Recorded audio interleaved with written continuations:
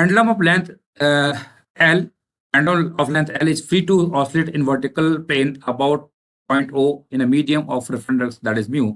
An observer in air is viewing the bob of pendulum directly above it. देखिए इसमें question में क्या बोल रहा है कि एक पेंडुलम दिया हुआ है, हमें एक पेंडुलम दिया हुआ है और उस ये जो पेंडुलम है ये ऑसिलेट कर रहा है। तो देखिए इसका मैं डायग्राम यहाँ अलग से बना देता हूँ। तो यहाँ पे स्टार्टिंग में हमारे पास ये बॉब इस प्रकार से थी, उसके बाद इसको हमने यहाँ पर थोड़ा सा रोटेट कराया है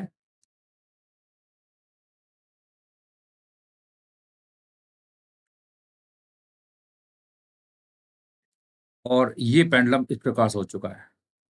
और ये अगर एंगल थीटा है तो हम जानते हैं इसकी लेंथ एल है और ये हमारा सरफेस लिक्विड का, तो ये डेप्थ आएगी वो कितनी आएगी, it will be L sine L cos theta आएगा।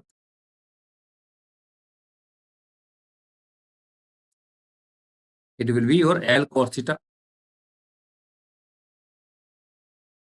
और जो ये डिस्टेंस है वो कितनी आएगी, it is L sine theta. ये हम जानते हैं, इतना तो हम जानते ही हैं। अब हमें निकालना है यहाँ पर, अगर ऊपर से देख रहा है तो ऊपर से अगर पर्सन ये देख रहा है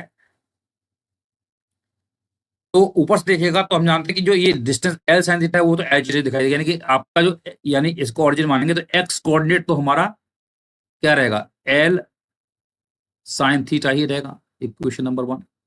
और जो वाई कोऑर्डिनेट आएगा वाई, वो हम जानते हैं एल कॉस थीटा दिखाई नहीं देगा, उसका फॉर्मूला हो जाएगा, फॉर्मूला होता है mu R divided by mu I into L cos theta. ये होगा, म्यू आर होता है मीडियम ऑफ रिफ्लेक्टेड रे और म्यू आई है मीडियम ऑफ इंसिडेंट रे, यानी कि यहां से रे जाएगी,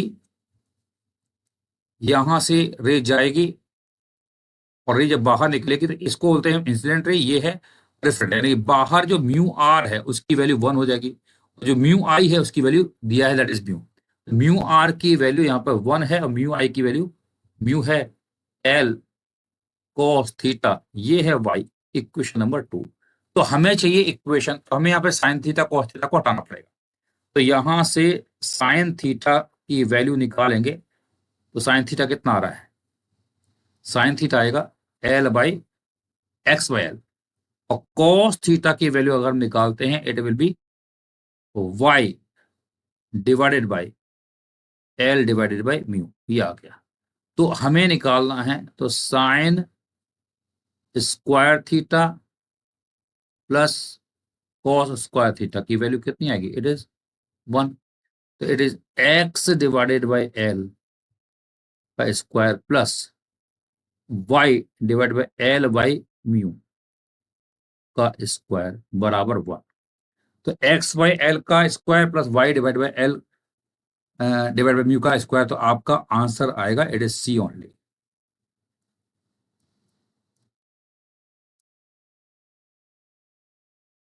ठीक है, सी आंसर आएगा। नेक्स्ट क्वेश्चन,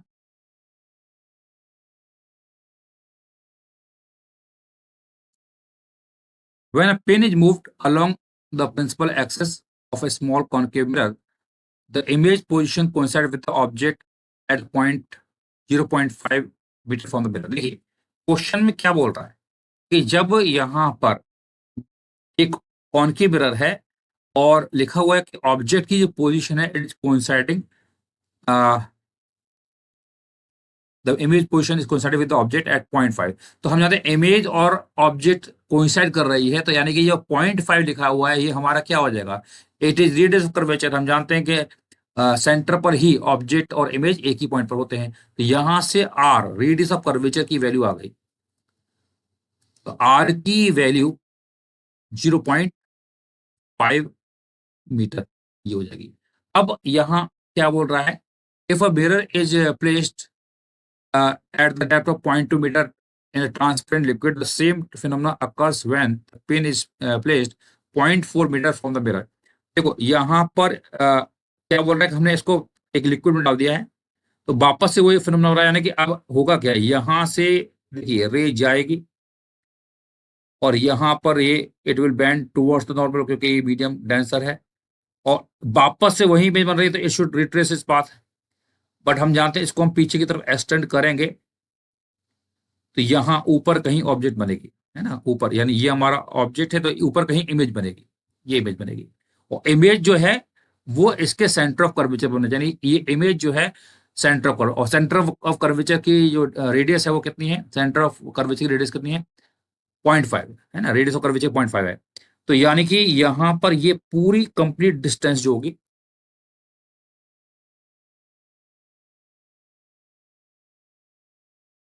ये यहां से यहां तक की पूरी इट इज 0.5 मीटर। तो ये पूरी 0.5 है तो बताओ यहां से और ये नीचे वाली दूरी है 0.2, तो ये रिमेनिंग यहां तक ये दूरी कितनी हो जाएगी, इट विल बी 0.3 मीटर, है ना। तो इस इमेज की इस सरफेस से दूरी कितनी है 0.3 और ऑब्जेक्ट की कितनी है 0.2। तो हम जानते हैं एक फार्मूला डी डैश बराबर होता है mu R divided by mu I into D. तो यहाँ जो डी डैश है उसकी वैल्यू तो दे रखी है 0.3, है ना, यानी कि यहां से रह गई यहां गई। अब म्यू आर कितना हो जाएगा, म्यू आर हमारे पास है म्यू आर यानी वही निकालना है, यानी कि इसका मीडियम है, यानी ये इंसिडेंट है ये बाहर जा रही है रिफ्लेक्टेड है तो म्यू निकालना है और डिवाइड बाय म्यू आई कितना है दैट इज 1 ओनली और डी कितना है 0.2 ये दिया हुआ है 0.2। तो यहां से अगर हम म्यू निकालेंगे तो म्यू की वैल्यू आ रही है it is 3/2। So D is going to be fish floats in liquid with its eye at the center of an opaque walled full tank of liquid of circular cross section. When the fish look upwards, it can see a fish eye view of the surrounding scene. That is, it is able to view the entire space of the liquid. The diameter of the tank दिया है आपको 30 centimeter and the critical angle for the liquid is 37 degree दिया हुआ है. At what maximum depth below the surface of liquid D must the fish be floating? तो हमें यहां पर निकालना है कि कितने डेप्थ पर ये फिश फ्लोट कर रही होगी। देखिए कॉन्सेप्ट क्या है यहां पर, यहां पर ये फिश दे रखी है और रे ऑफ लाइट की अगर हम बात करते हैं तो रे ऑफ लाइट यहां से इस प्रकार से जाएगी और पूरा सी दिखाई दे रहा है, यानी कि ये रे इस प्रकार से जाएगी तभी हम जानते हैं ये पूरा का पूरा ये जो बाहर का सीन है वो दिखाई देगा। तो ये इस प्रकार से जा रही है, तो ये इस प्रकार से जा रही है, यानी कि ये एंगल आपका 90 डिग्री है तो हम जानते हैं ये एंगल हमारा क्रिटिकल एंगल होगा, ये एंगल भी क्रिटिकल। तो सी हमारा क्या है यहाँ पर क्रिटिकल एंगल है, तो सी यहाँ पर क्रिटिकल एंगल है। तो यहाँ पर हमें what is the maximum depth below, तो डेप्थ निकालनी है तो यहाँ पर इसका डायमीटर दे रखा है आपको 30, तो रेडियस कितना आएगा इट इज 15 सेंटीमीटर एंड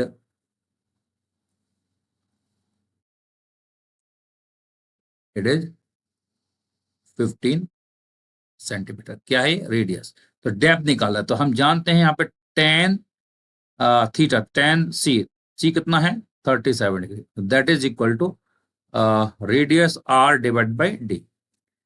तो यहां पर आपका टेन 37 की वैल्यू हम जानते हैं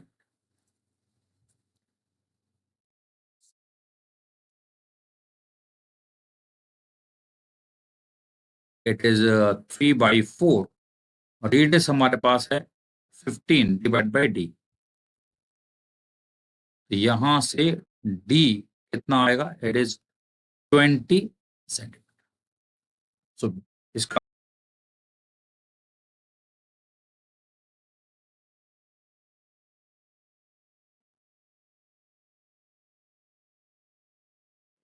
point source of light is placed inside water. A light detector present outside in air can detect light only in a conical region। देखिए इसमें क्वेश्चन में लिखा हुआ है कि अगर एक लाइट डिटेक्टर बाहर है तो वो केवल और केवल उसी रीजन की लाइट को डिटेक्ट कर पाएगा जो कोनिकल रीजन होता है। लेकिन ऐसा नहीं होता है। यहाँ पर अगर हम डायग्राम बनाएंगे, तो देखिए यहाँ पर अगर ये सरफेस दिया हुआ है, लिक्विड का सरफेस दिया हुआ है और एक सोर्स ऑफ लाइट इसके नीचे है, तो हम जानते हैं कि यहाँ से जो लाइट जाती है और ये यहाँ पे पहुंचेगी और ये क्रिटिकल एंगल अगर है, ये एंगल क्रिटिकल एंगल, तो लाइट रे ये इस प्रकार से बाहर निकलती है। और बाकी जो लाइट रे की अगर हम बात करेंगे, ये लाइट रे यहाँ पे भी निकल रही है। और यहाँ अगर हम इधर इस साइड भी बात करेंगे तो लाइट रे यहाँ पहुंचेगी और ये यहाँ पर 90 डिग्री पर निकलती है अगर ये एंगल क्रिटिकल एंगल होता है। और इसको हम बोलते हैं सर्किल ऑफ इल्यूमिनेंस। इसको हम क्या बोलते हैं? सर्किल ऑफ इल्यूमिनेंस बोलते हैं, ठीक है। और बाकी और भी लाइट अगर ड्रॉ करना चाहते हैं तो यहाँ पे लाइट रे जा रही है इस प्रकार से, और ये लाइट रे इस प्रकार से कर रही है। तो क्वेश्चन में बोल रहा है कि केवल बोल रहा है सर्किल ऑफ इल्यूमिनेंस के ऊपर ही हम लाइट को डिटेक्ट करवाएंगे? नो। अगर मेरा डिटेक्टर, अगर हमारा डिटेक्टर जो है यहाँ कहीं भी है, यानी यहाँ पर भी एक डिटेक्टर अगर है, तो उसके पास भी ये लाइट पहुंच रही है। ये अगर आपका डिटेक्टर यहाँ पर भी है तो भी लाइट पहुंच रही है। तो पहला स्टेटमेंट जो है गलत हो गया। स्टेटमेंट 2 बोल रहा है ray incident from denser to rarer medium undergoes total internal reflection when the light angle of incidence becomes more than the critical angle. बिल्कुल सही है कि अगर हम जानते हैं कि यहाँ पर लाइट रे जा रही है और अगर एंगल ऑफ इंसिडेंस आपका ये आई क्रिटिकल एंगल से बड़ा होगा तो यहाँ पर ये रे वापस उसी मीडियम में आती है, इसी को बोलते हैं हम TIR। तो स्टेटमेंट 1 यहाँ पर गलत है और स्टेटमेंट 2 जो है यहाँ पर सही है। तो इसका आंसर हो जाएगा D.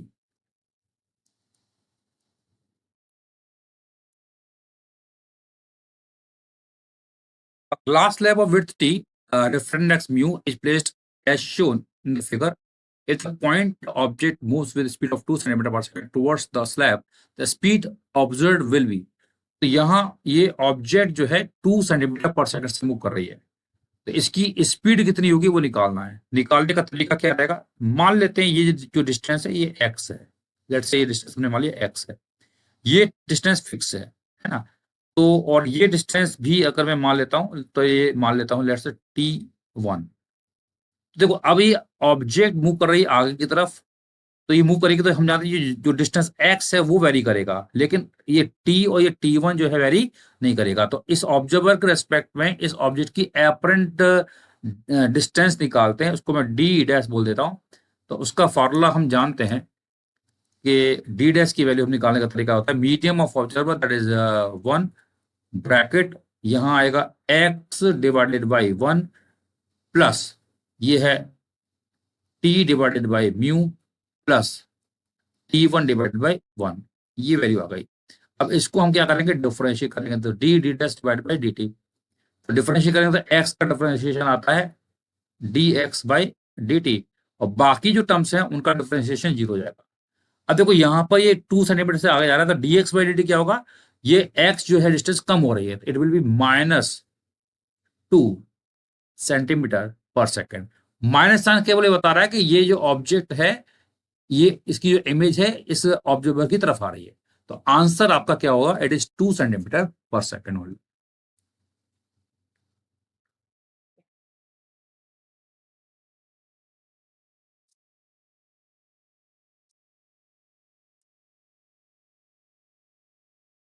The optical density of turpine is higher than that of water, while its mass density is lower.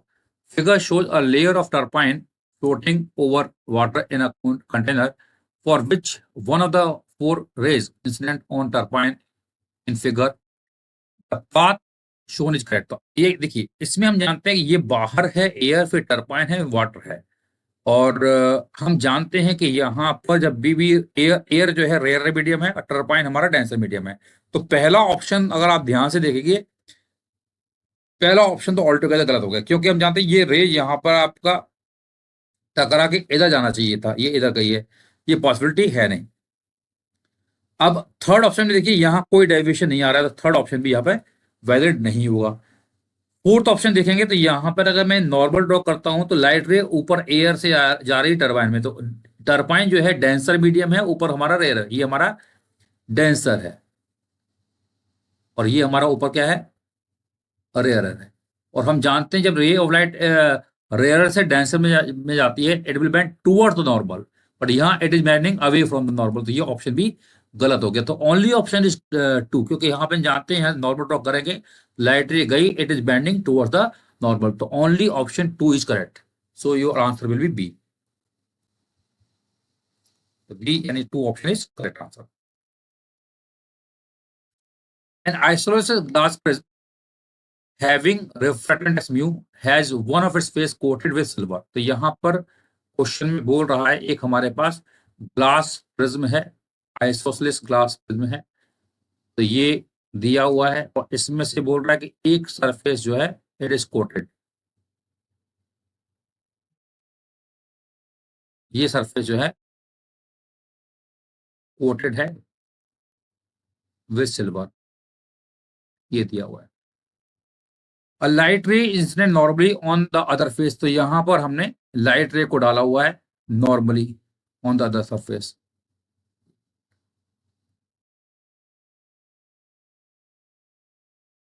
तो ये लाइट रे हमने यहां डाली है इस प्रकार से।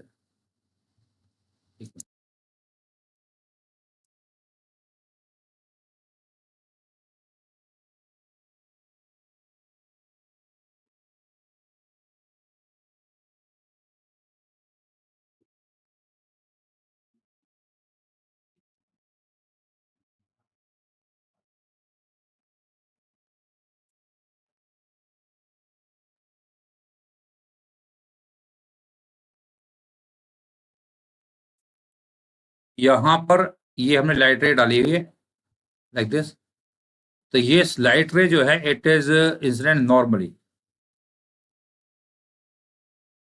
यहां जब लाइट रे पहुंचेगी तो यहां एक हम नॉर्मल ड्रॉ कर देते हैं और इस नॉर्मल से हम जानते हैं लाइट रे यहाँ इस सरफेस से लाइट रे रिफ्लेक्ट हो रही है, दैट से यहाँ पर इस प्रकार से रिफ्लेक्ट हुई है।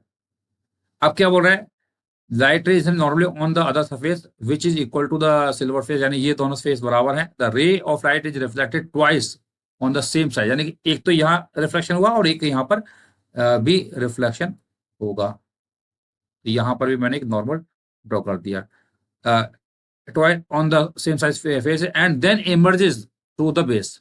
इसके बाद ये बोल रहा है कि ये इमर्ज कर रहा है लाइक दिस।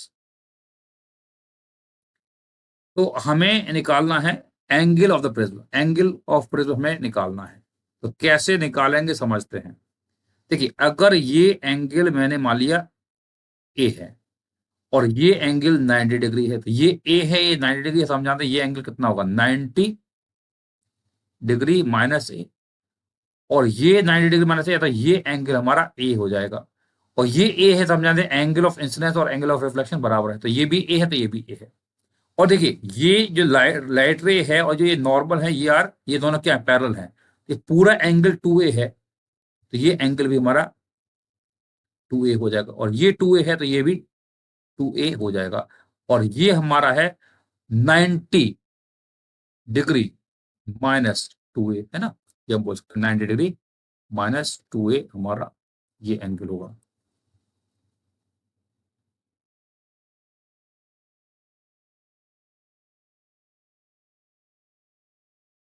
और ये 90 डिग्री माइनस 2 है, तो ये जो एंगल है इट विल बी 2a। और ये आइसोसेलेस प्रिज्म है तो ये 2a होगा, तो ये एंगल भी हमारा 2a ही होगा। ठीक है, तो ये ऊपर वाला एंगल a है, ये 2a है, ये 2a है। टोटल एंगल का जो सम आएगा it is a plus 2a plus 2a, that is 5a, और 5a की वैल्यू होगी 180 डिग्री, तो a की वैल्यू होगी 36 degree.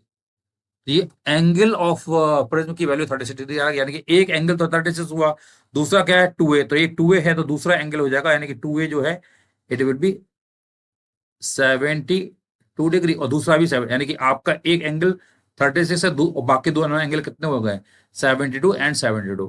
C is going to be the answer. In the diagram shown below, a point source O is placed vertically below the center of circular plane mirror। तो यहाँ पे बच्चों एक circular plane mirror दिया हुआ है, तो ये आपका यहाँ पर ये एक सर्कुलर प्लेन मिरर है। ठीक है, the light ray starting from the source are reflected from the mirror such that the circular area A on the ground receives light।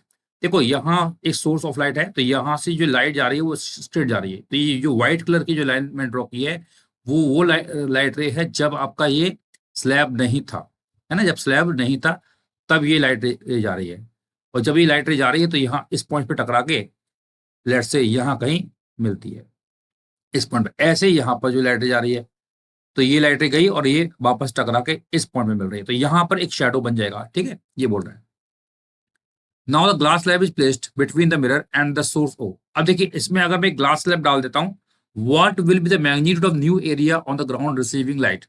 देखिए अगर हम यहाँ पर क्या कहते हैं, एक ग्लास स्लैब डालते हैं, ग्लास स्लैब डालेंगे तो ग्लास स्लैब से क्या होगा, यहाँ पर हम जानते हैं जब लाइट रे एक रेयर से डेंसर मीडियम में जाती है तो वो अपनी नॉर्मल की तरफ बैंड होती है, ठीक है। तो देखो अगर मैं इस व्हाइट लाइट की ही बात करता हूँ, तो ये व्हाइट लाइट यहाँ पर अगर पहुंचेगी तो ये यहाँ पे बैंड हो जाएगी, बैंड हो जाएगी तो हम जानते हैं वो लाइट रे इस पॉइंट पर नहीं पहुंचेगा, उससे पहले कहीं पहुंचेगी, है ना, ये समझ में आ गया।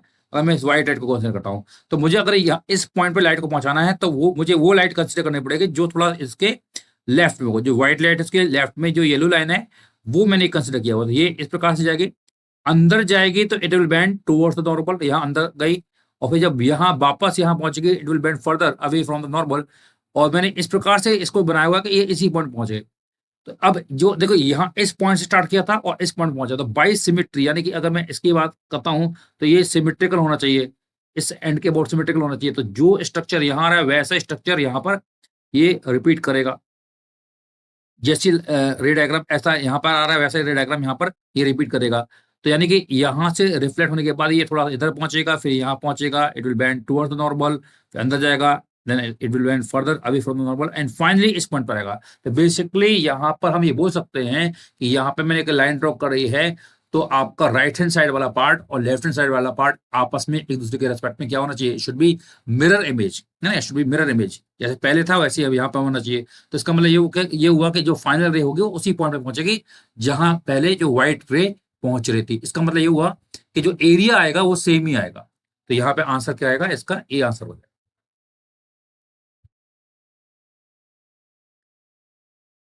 Figure shows graph of deviation delta versus angle of incidence for a light रे स्ट्राइकिंग द प्रिज्म। हमें निकालना है यहाँ पर एंगल ऑफ प्रिज्म निकालना है। तो हम जानते हैं एंगल ऑफ प्रिज्म निकालना है तो डेल्टा का फॉर्मूला होता है आई प्लस ई माइनस ए, ये फॉर्मूला होता है। तो डेल्टा की वैल्यू यहाँ पर दे रखी है, इट इज 30 डिग्री, बराबर आई कितना है, आई हमारे पास है 15 डिग्री, ई कितना है 60 डिग्री, माइनस ए, तो हमें ए निकालना है। तो ए को इधर ले जाएंगे तो ए हो जाएगा, देखिए 60, और इसको इधर ले जाएंगे तो 60 प्लस 15, तो 15 डिग्री प्लस 60 डिग्री, और 30 उधर जाएगा तो माइनस हो जाएगा 30 डिग्री। तो सॉल्व करेंगे तो 15 डिग्री प्लस ये 60 डिग्री है, 60 डिग्री हो जाएगा,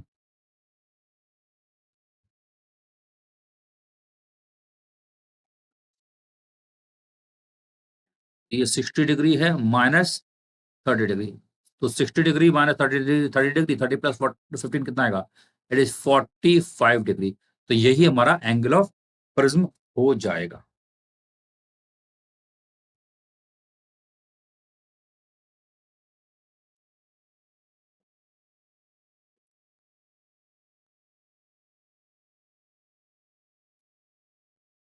Given ray of light suffers minimum deviation in an equilateral prism P.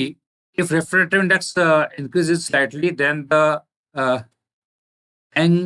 ray will now suffer. देखिए हम जानते हैं कि यहाँ पर एंगुलर डेविएशन की बात कर रहा है और एक इक्विलेटरल प्रिज्म की बात हो रही है। तो हम जानते हैं कि डेल्टा मिनिमम कितना होता है, इट इज 2i - a होता है ना, ये फॉर्मूला i प्लस ई में 2i - a हो जाएगा।